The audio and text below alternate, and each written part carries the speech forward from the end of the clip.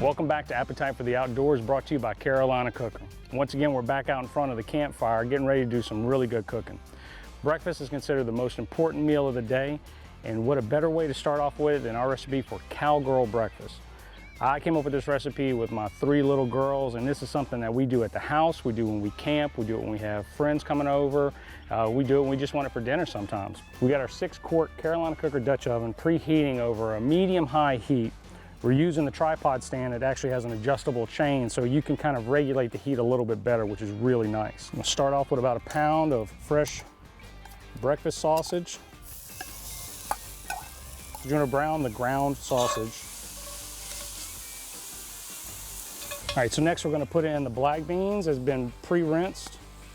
1 can of Rotel style tomatoes. Give that a quick stir. And then we've got about a good 1.5 tablespoons of taco seasoning.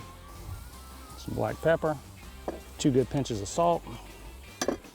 You're gonna crack whole eggs right on top, and then we're gonna put our lid back on and check it in about 6 to 8 minutes. So right now they're pretty much just about done. What we're gonna do is sprinkle some cheese on top of it, kind of melt everything down. That was perfect.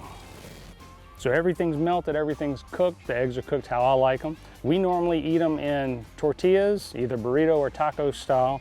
And this is great to do over the campfire or even the kitchen at the house. And it's always great to take wild game in the field, but it's even better to incorporate it into a meal.